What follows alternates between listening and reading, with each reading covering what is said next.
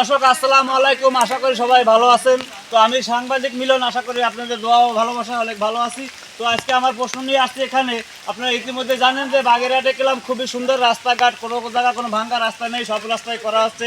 নোয়ারডাঙ্গা বলেন, কৃষ্ণনগর বলেন, সব রোডই কলাম সুন্দরভাবে কাজ চলতেছে এবং সুন্দরভাবে হবে। তো আমি এখন আছি বাগেরহাট জেলার কৃষ্ণনগর গ্রামের ইসের চান্দারপাড়ে। তো এখানে দেখতে পাচ্ছেন আপাতত এদের কি মানে প্রশ্ন এবং কি তাদের দুঃখ, এটা আমরা তাদের কাছ থেকে জানতে চাই। আর দেখতে পাচ্ছেন এখানে ইতিমধ্যে যে প্রশ্নটি, এখানে এই যে ড্রেন করে পানি জমে রয়েছে, দেখতে পাচ্ছেন এখানে জলাবদ্ধ হয়ে থাকে, কোনো পানির কোনো যাওয়ার ব্যবস্থা নেই।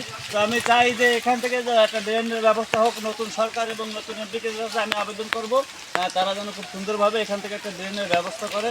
তো ভিডিওটা শেষ পর্যন্ত দেখতে থাকেন। এছাড়া তো এখানের একজন লোক আছে, তার কাছ থেকে আমি জানতে চাই যে এখানের কি কি সমস্যায় তারা ভুগতেছে। তো আসুন।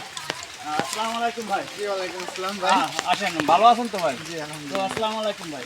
তো আমি জানতে চাচ্ছি আপনারা কোনো সমস্যায় ভুগতেছেন কিনা? হ্যাঁ, আমাদের এখানে সবচেয়ে বড় সমস্যা হচ্ছে এই জলাবদ্ধতা।